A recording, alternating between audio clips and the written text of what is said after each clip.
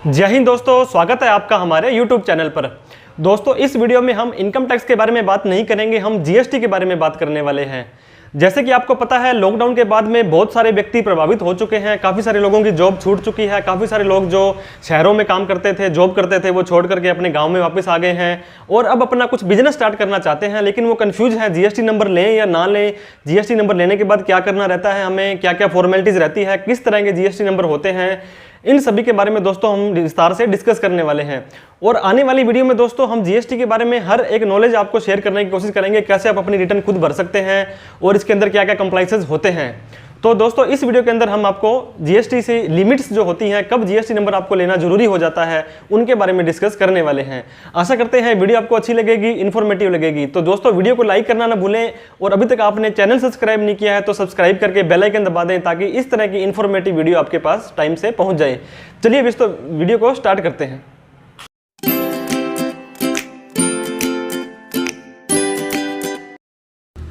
All about GST. जी हाँ दोस्तों, इस वीडियो के अंदर हम जीएसटी के बारे में बेसिक चीज़ें क्लियर करने वाले हैं कि जीएसटी क्या होता है।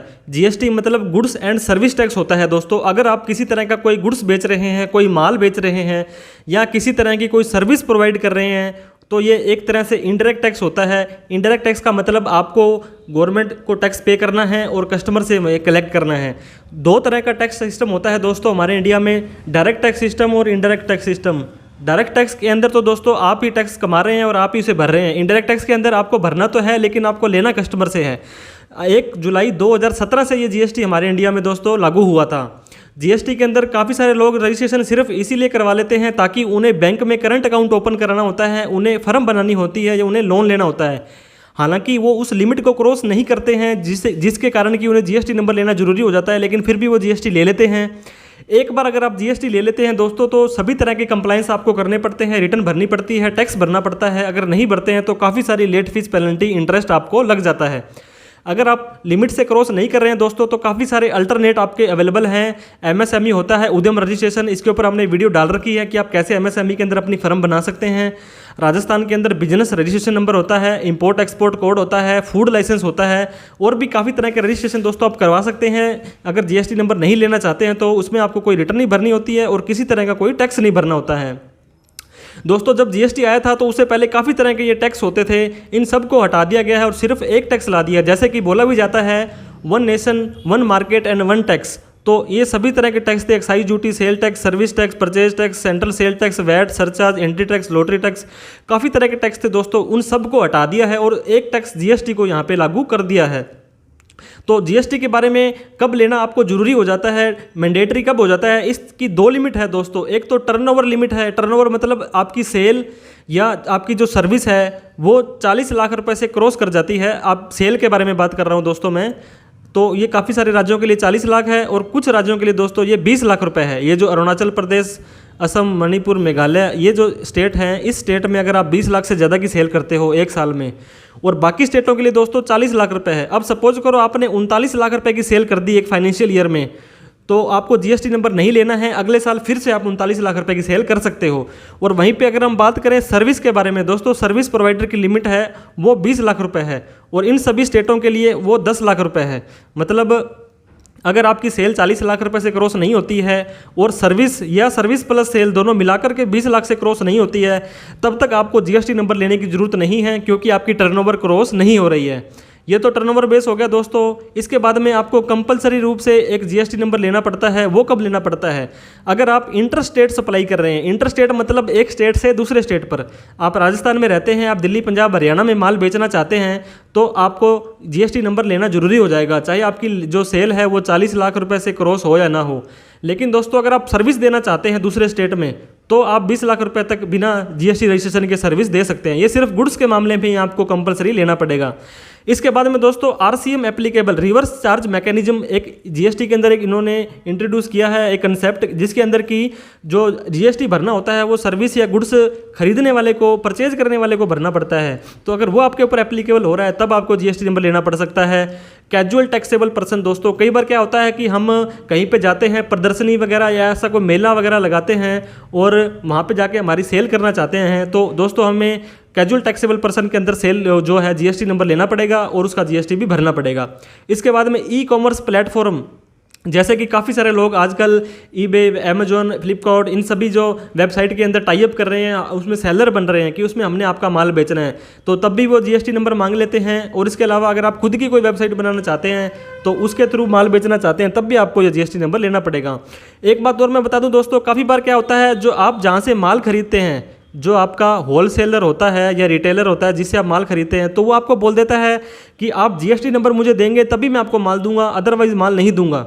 तो आपकी चाहे लिमिट क्रॉस हो रही हो ना हो रही हो, चाहे आप इन कैटेगरी में फॉल करते हो ना करते हो, अगर उसने बोल दिया कि आप जीएसटी नंबर देंगे तभी मैं माल दूंगा, तब आपको जीएसटी नंबर लेना पड़ेगा। एक बार जीएसटी नंबर आप ले लेते हैं दोस्तों, तो आपको टैक्स भी भरना पड़ेगा, रिटर्न भी भरनी पड़ेगी, और टाइम से नहीं भरोगे तो उसकी पेनल्टी भी भरनी पड़ेगी। इसके बाद में दोस्तों जीएसटी जो भरते हैं वो 3 तरह से होता है, एक सीजीएसटी, एक एसजीएसटी और एक आईजीएसटी। अगर आप जिस स्टेट में रह रहे हो और उसी स्टेट के अंदर आप टैक्स या सर्विस या सेल्स दे रहे हो, माल बेच रहे हो या सर्विस दे रहे हो, तो आपको जो भी रेट होगा उसका आधा आधा सीजीएसटी और एसजीएसटी में देना पड़ेगा। मान लो कोई आइटम आपका 18% वाला है तो उसके अंदर आपको 9% तो सीजीएसटी में देना पड़ेगा और 9% ही आपको एसजीएसटी में देना पड़ेगा। अगर आप अपने स्टेट से बाहर कोई माल या सर्विस बेचते हो तो वो सारा का सारा 18% आपका आईजीएसटी में लगा के देना पड़ेगा।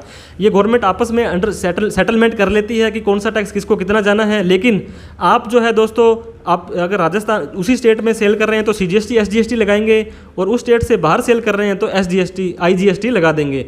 इसके बाद में आपको रिटर्न्स भरनी पड़ती है। जैसे दोस्तों 2 तरह से रेगुलर, एक तो रेगुलर होता है और एक कंपोजिशन होता है। कंपोजिशन के अंदर तो साल में 4 रिटर्नें भरनी होती है, इन्हें रिटर्न भी बोल सकते हो और आप फॉर्म भी बोल सकते हो। CMP 08 बोलते हैं, जो कि आपको 3-3 महीने बाद भरना होता है। इसके अंदर आपको टैक्स भरना पड़ता है और साल में एक बार जो है GSTR 4 भरनी पड़ती है। इसकी तो कोई लेट फीस पेनल्टी अभी तक नहीं है दोस्तों, लेकिन इसके अंदर आपको 50 रुपये की डेली की लेट फीस लगती है। और जो सेल है दोस्तों, कंपोजिशन टैक्स पेयर को, उसको जो अपनी सेल करेगा उसका 1% टैक्स भरना पड़ता है टैक्सेबल आइटम का। मान लो एक किराना का आइटम है, एक व्यापारी है और वो कुछ आइटम टैक्स वाली बेच रहा है और कई चीज़ों पर टैक्स नहीं है, जैसे खड़चूरी हो गया और आपका नमक हो गया, दालें हो गई, तो उनके ऊपर 0 GST भरना है और टैक्सेबल के ऊपर आपको 1% टैक्स भरना है। और वहीं पर अगर आप नॉन कंपोजिशन में हो, रेगुलर में हो, तो आपको हर महीने रिटर्न भरनी पड़ेगी दोस्तों, जो कि रिटर्न 3B होती है और प्लस में GSTR 1 होती है। ये दोनों रिटर्नें आपको भरनी पड़ेंगी और इसके अंदर दोस्तों आपको जो भी टैक्स होगा या आपका जो कैलकुलेट होगा उसके हिसाब से आपको भरना पड़ सकता है। जीएसटी नंबर लेने के बाद दोस्तों आपको बिल भी जारी करने पड़ेंगे, बिल बुक छपवानी पड़ेगी। वो आपको बता देते हैं कि जैसे आप बिल बुक छपवाने जाएंगे तो आप उसे बताएंगे कि मैं रेगुलर में हूँ या कंपोजिशन में हूँ। जो रेगुलर वाला होगा वो तो दोस्तों टैक्स इनवॉइस जारी करेगा और जो कंपोजिशन वाला होता है वो बिल ऑफ सप्लाई जारी करता है। मतलब इन दोनों में फ़र्क होता है, ये आपको ध्यान देने वाली चीज़ें हैं। इसके बाद में आपको टैक्स भी कलेक्ट करना पड़ेगा, सरकार को देना है, रिटर्न्स भी टाइम पर भरनी है, नहीं तो आपको लेट फीस, इंटरेस्ट, पेनल्टी लग सकती है। आपको दोस्तों अगर आपका काम लंबा चौड़ा है तो आपको अकाउंटेंट भी रखना पड़ सकता है, जिसमें कि आपकी सेल परचेज वो चढ़ाएगा। और टैक्स प्रोफेशनल जीएसटी की रिटर्न भरने के लिए आपकी टैक्स प्रोफेशनल की भी हेल्प आपको लेनी पड़ सकती है। तो आशा करते हैं जीएसटी के बारे में दोस्तों मैंने बेसिक चीज़ें आपको कवर करवा दी हैं कि जीएसटी नंबर आपको कब लेना जरूरी हो जाता है। और आने वाली वीडियो में हम दोस्तों जीएसटी के बारे में और भी विस्तार से डिस्कस करेंगे। वीडियो अच्छी लगी हो तो लाइक जरूर करें दोस्तों, और अपने दोस्तों में भी शेयर करें। और चैनल को सब्सक्राइब नहीं किया तो ये रिक्वेस्ट है आपकी कि चैनल को सब्सक्राइब करके बेल आइकन जरूर दबा दें, ताकि हमारा भी हौसला बढ़ता रहता है और आपको भी टाइम से इन्फॉर्मेशन मिलती रहती है। थैंक यू सो मच दोस्तों। जय हिंद, जय भारत।